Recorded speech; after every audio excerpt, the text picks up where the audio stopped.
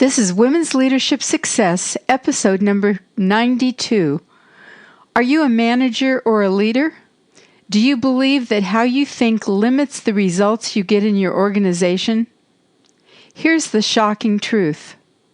Over 90% of leaders have no self-awareness of how they think about things, their beliefs, assumptions, the culture they're working in, etc.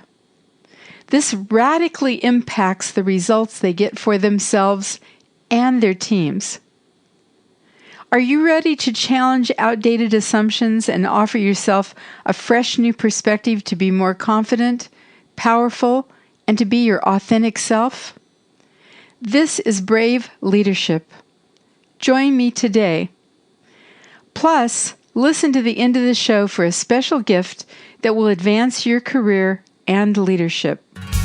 Welcome to Women's Leadership Podcast, showing you how to influence people, improve your performance, and advance your career. Brought to you by women's leadership and career expert Sabrina Brah and womensleadershipsuccess.com. Here's your chance to meet women trendsetters leading the way to success, accomplishment, and balance in business and life.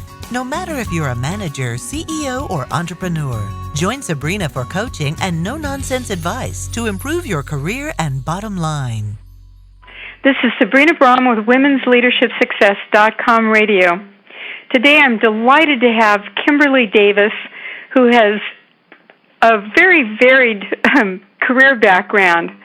She started out as an actor, and she also designed and has led workshops cross-culturally across all kinds of countries, including Japan, France, Germany, Hong Kong.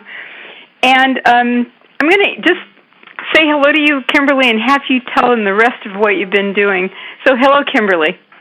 Hi, Sabrina. I'm so happy to be here with you and your listeners today. Thanks you for having me on. So tell them about, you go out and you train on authentic leadership, and how long have you been doing that, and what kind of companies? As you alluded to, my journey is quite unusual from probably most of your guests, I would assume. You know, having come from a theater background, I did theater for like about 20 years. And then eventually I ended up in training and development after a very circuitous path. And now I run my own company, and I have my own content and teach a program called On Stage Leadership, which I've been teaching for about 10 years. And I also do a lot of work with Southern Methodist University's executive ed program. So I teach for their Certificate of Leadership program, and I teach executive presence for them and authentic influence for them, and do a lot of different pieces of bodies of work for them as well. So and now I'm doing a lot of keynoting as well. So I've got a kind of a hodgepodge of things that I've put together to form my career. I really liked your book, which is Brave Leadership, Unleash Your Most Confident, Powerful, and Authentic Self to Get the Results You Need. And there was a quote in the book, there were lots of quotes that were good, but this one I really liked. It was, "We are all fighting to be ourselves powerfully in this world, to be brave." Kimberly Davis. Isn't that a great quote? Yeah, well, I think it's true. It's so funny. You would think that, writing a book called Brave Leadership, that I'd be the one that has it all dialed in, right? But the truth is that I have to step into my brave every single day in every single situation I face. And I think that's true for all of us. I've not met one person on this planet who doesn't sometimes feel uncertain or unsure of themselves or scared or overwhelmed or stressed. Life is life, and we're human beings. And so brave is not something that you're born with. It's not like it's an all or nothing thing. It's something that we must step into in every situation we face. Do you find that women have more difficulty being brave than men in terms of stepping into leadership roles, or is it about the same? It's so interesting, Sabrina. Leadership has changed so much over the last 10 to 15 years that what it takes to lead powerfully is a very different skill set than it was, 15 years ago, back in the command and control era where things were much more transactional. In fact, a while ago, I read this article in Inc. magazine that listed the top traits, most desirable traits for modern leaders. And out of 10 of them, the traits that were they looked at traits whether they were attributed to male traits or female traits or neutral traits. Mm-hmm. And out of the top 10 traits, actually 8 of them were attributed to being more female traits than male traits. Interesting. And that shows a big shift in the world, right? So they're looking at, the top 10 traits are expressive, plans for the future. Both of those were attributed to being female. And decisive was male, but then you get into reasonable, loyal, flexible, patient, all female traits, at least according to this study. Mm-hmm. And then when they look at resiliency, that tended to be more of a male trait, but intuitive and collaborative were both female traits. And so a lot of the traits that we're seeing as being the traits that are needed to succeed in today's workplace are actually more female than male. And some of it is we have to own that. And as women, for a long time, we've looked at some of the things that come naturally to us as being traits that aren't necessary in the business world. But now that there's been such a huge shift in the world, they are absolutely critical for us to be able to lead powerfully. I think that's so true. And when I think about, and I've been doing executive coaching for the last 25 years, and when I think about one of the difficulties I've seen men and women have is to be authentic. And what you're talking about is authentically showing up with what your natural traits are and not necessarily what you think you're supposed to be in that role. Right. Well, and men have been given so many messages about what it means to be male, in the workplace and what is required. And so I think we're seeing a big shift nowadays in men looking at, well, maybe it's okay for me to be sensitive. Maybe it's okay for me to show that I care. And I think that's a big, wonderful shift in the workplace that we're seeing. And women at the same time, how can women take a stand and say, own their voice and own their power in the workplace without being seen as bossy, or there's other words that we could use that people will call women in, when they own their power. But how can we take a stand now? And there's been a shift in the workplace there as well. So I don't think it's just women that are having to change. I think men are learning to embrace completely different sides of themselves as well. So maybe both men and women, a lot of us weren't raised to be authentic. Right. Right. I was told as a child that, pay attention. What do the neighbors want? What's somebody going to think about you? To learn how to be authentic and just be yourself. That's part of what you're teaching in corporations, right? Yeah. Oh, absolutely. But the one thing you have to think about is authenticity in the framework of leadership and influence is a little bit different than how we might think about authenticity, on Facebook, right? Because you see messages on Facebook all the time that say, be authentic, be yourself. Who cares what anyone else thinks, right? Right. You would jump on social media and probably find 10 or 20 posts that say something almost exactly like that. Right. And yet in the framework of leadership and influence, that definition isn't sufficient because in leadership and in influence, you need to care about how other people experience you. Mm-hmm. Or you can't lead and influence them, right? So my favorite definition of authenticity, I borrow from Harvard School of Business, Harvard School of Management, Bill George, and he defines it as, are you genuine, worthy of trust, reliance, and belief? Can you say that again? That's beautiful. Yeah, are you genuine, worthy of trust, reliance, and belief? Beautiful. And yeah, but you know what, Sabrina, it's a lot more complicated than you think because it's a really beautiful definition, mm-hmm. but where it gets complicated is that who gets to decide, right? That's who gets true. to decide if you're genuine, worthy of trust, reliance, and belief? And in leadership and influence, it's not you. You could decide it, but it's not going to help you lead your influence, right? Uh-huh. You say, yes, I am genuine. Well, that's nice. Does anyone else experience you that way? Because if they don't, you've got a problem. Right? If they don't experience you as worthy of trust, you've got a problem. And that doesn't mean that you become a chameleon and you go through life trying to be what everybody else wants you to be. But what it does require is that you have a true, sincere respect for the needs of all of the human beings, regardless of who they are and all of their different roles. What do they need from you to experience you as worthy of trust? Mm-hmm. What do they need from you to experience you as genuine? And what your boss is going to need from you is going to be totally different than what your client's going to need from you, or what someone who reports to you is going to need from you, right? Or your significant other, what they're going to need from you.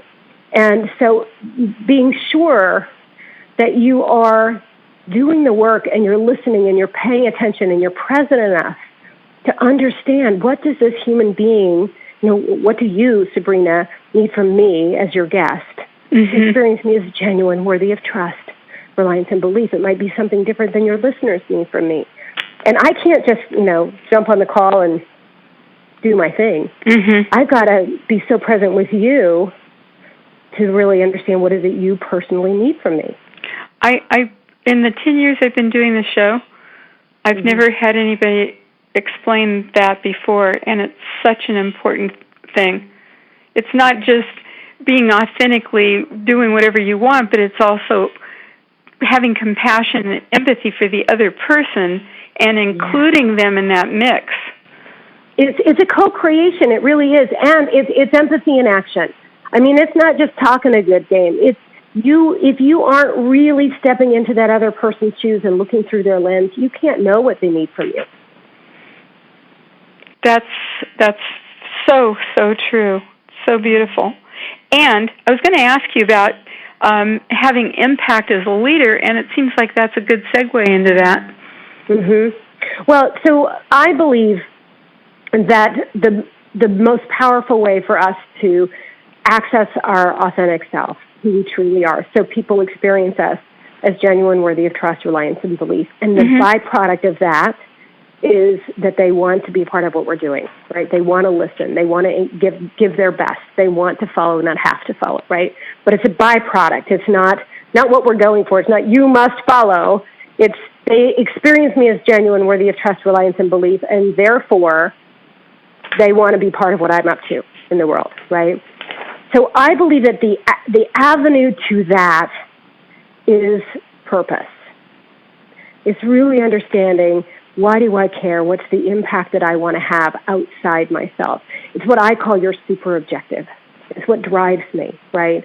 So if I talk about what drives me personally, what drives me, my super objective, is to connect people to the best of who they are. And in every situation I face, whether it's on this call, or I'm doing a keynote, or I'm in a sales meeting, or whatever it might be, all the different situations I face in my life. If I can focus on what it is I stand for, what I'm up to in the world, to connect people to the best of who they are, that's the impact I want to have. If I can focus my attention on that and take action to do that, to have that impact, then the byproduct of that is people are going to experience me as genuine, worthy of trust, reliance, and belief, because I'm focused on them. I'm not focused on me. And you're also, that's influence. Right. And influence is the byproduct. Our results are a byproduct of how we show up in the world. So it allows you to get out of your own way, because now I'm not focused on me. I'm not focused on what, am I going to sound stupid? Am I going to make a mistake? What do they think about me? I need to prove myself. I'm not thinking about any of those things because I'm totally 100% focused on having an impact on you and having an impact on your listeners, right? That's where my focus of attention is. And so, I'm not going to sound perfect because I'm not focused on being perfect. Right. But because I'm not focused on being perfect, we can actually have a pretty good conversation. Exactly. Which is kind of the funny thing, right? Yeah, absolutely. That makes so much sense. And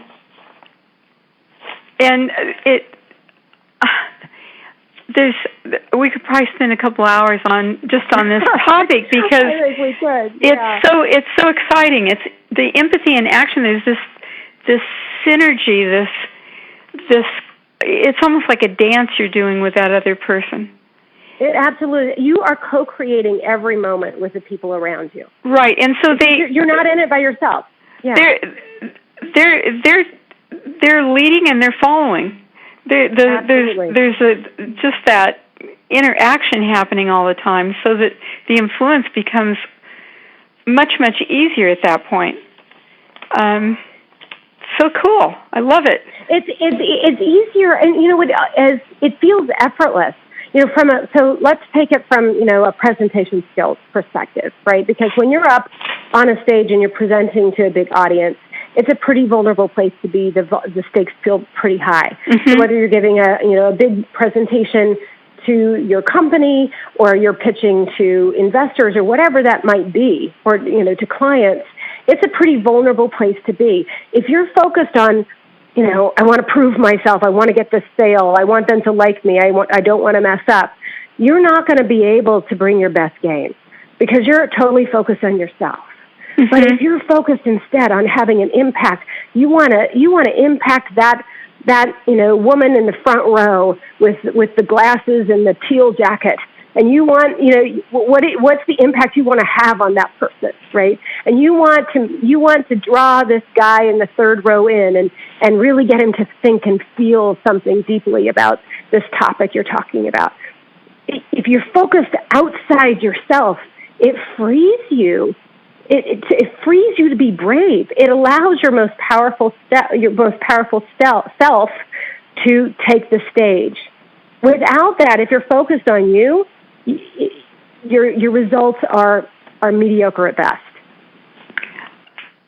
Absolutely.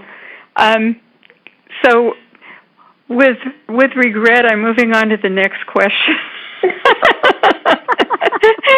We don't get our 2 hours, Sabrina. We could, but we won't be recorded.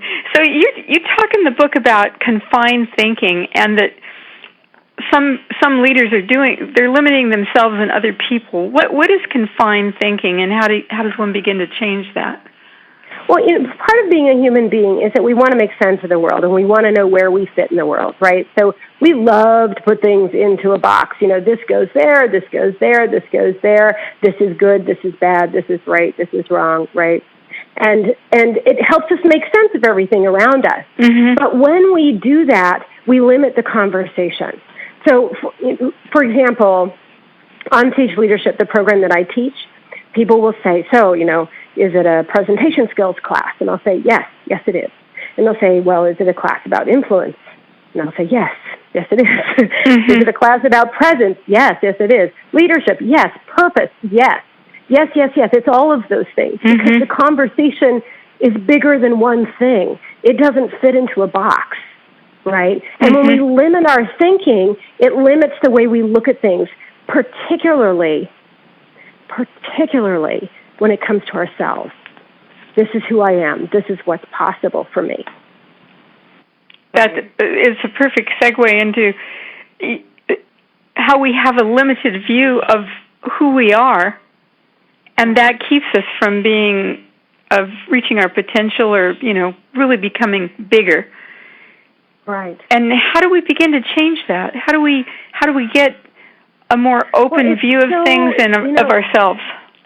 Yeah. It's so easy to be focusing on all of those things that have happened in our lives, our history and experiences, the painful things that have happened, the messages that we've received that limit who we are and define who we are in a very narrow way. Mm-hmm. It's so easy to get completely focused and lost in that space.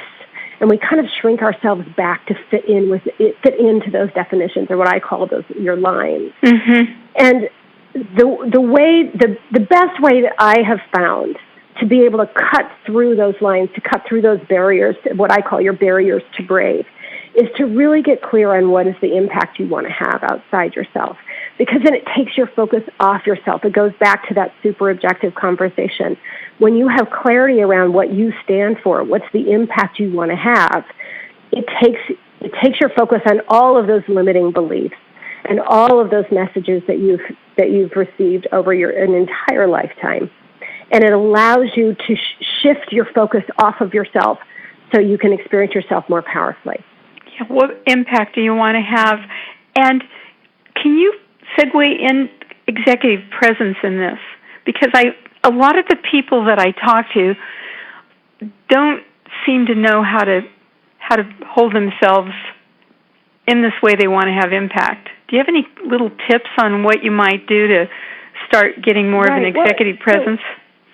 I think the most powerful and easy way to access executive presence is going back to that definition of authenticity, right?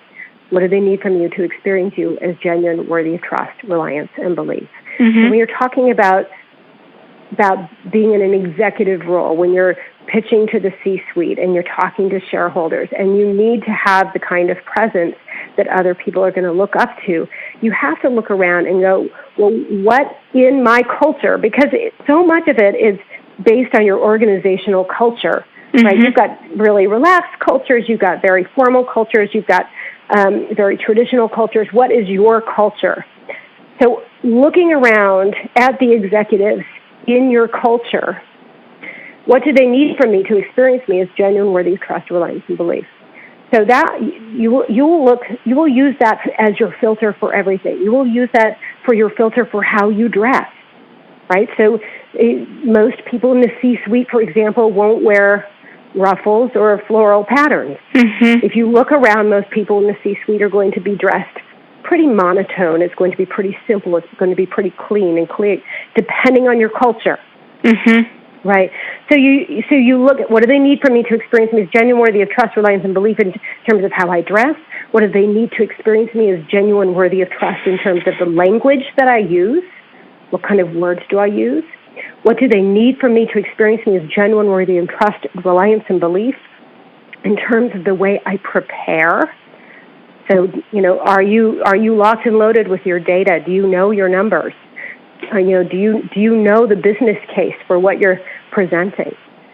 Have you thought through strategically what the business needs from you? Have you thought through strategically why something is not going to work? What are the obstacles that might be facing? How do you prepare so that the people that you're going to be speaking to are going to experience you as genuine, worthy of trust, reliance, and belief? Yes, sign me up. Well, and what's great about that, Sabrina, is it works up and down the ladder, right? I think it is the most powerful filter you can use, because it doesn't say this is how you carry your arms and this is how you move through space, and which is very prescriptive. But I don't think prescriptions work, because if you're thinking about what do I do with my arms and what do I do, if you're thinking about all of those things, you're not thinking about connecting to the people you're with and having an impact. Right. You're thinking about yourself, right? Yeah. So it forces you, that simple definition, using it as a filter, forces you to think about what do other people need from me to experience me as genuine, worthy of trust, reliance, and belief. The byproduct of that is influence. The byproduct of that is they want to follow. They want to be a part of what I'm doing. They want to crawl over broken glass for me. Uh-huh. Right? But it's a byproduct. It's a byproduct. That's a really important point. It's a byproduct. Now, in your background as a professional actress, how have acting experiences helped you to be an expert on authentic leadership?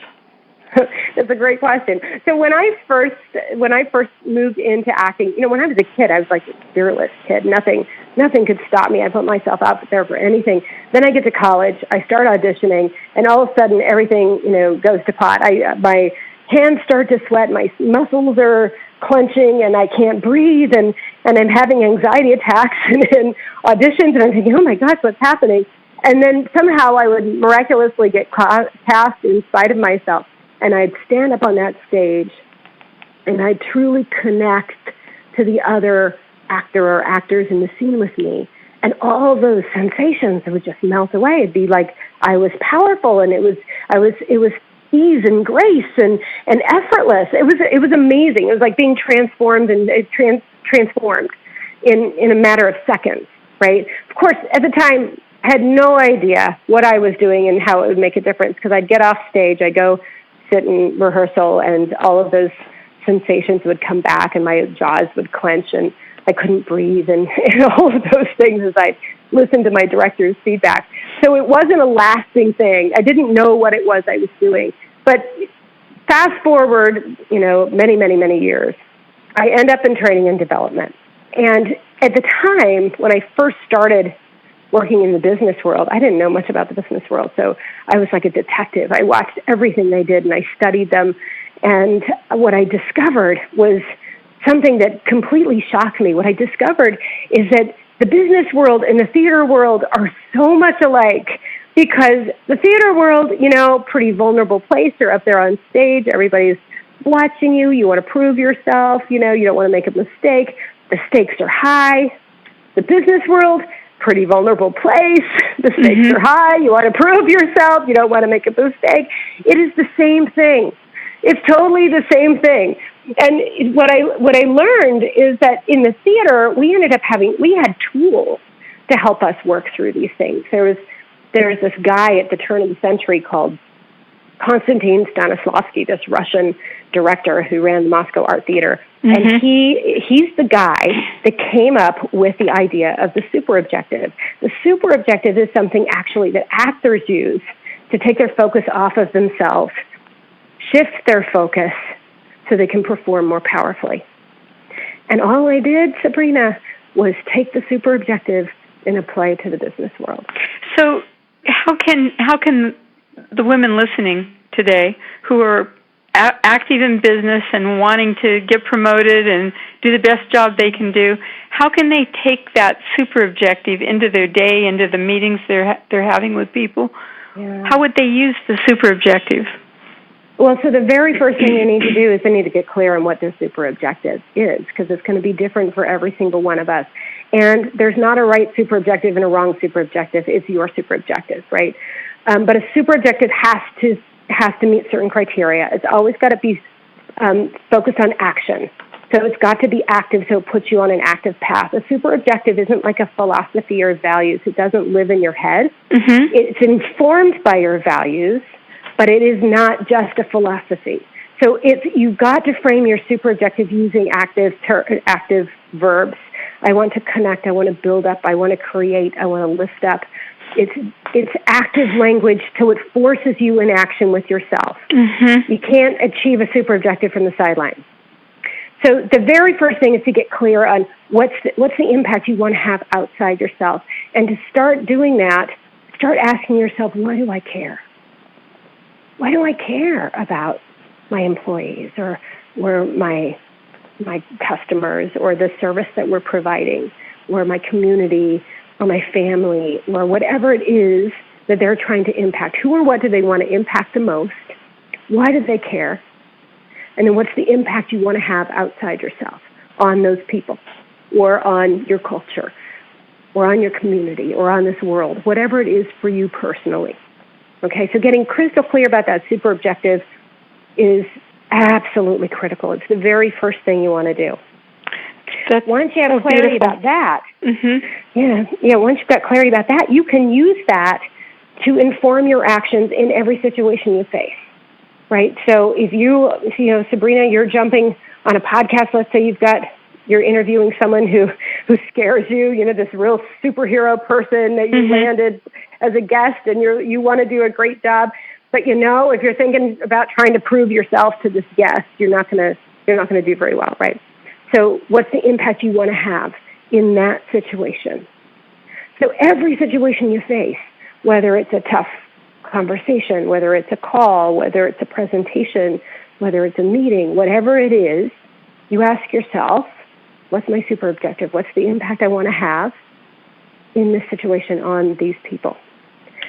Then you enter the situation and you focus all of your attention on taking action to achieve that impact. That's your job. So when I go keynote, my job's not to impress anyone. My job's not to speak. I do speak, but my job is to connect people to the best of who they are. That's why I'm there. I love it, and I'm thinking if we had two people, if you were the one you're going in there and you're doing it, the other you have the super objective. Oh my gosh, the energy, the emotion, the connectedness of that person with the super objective is so different.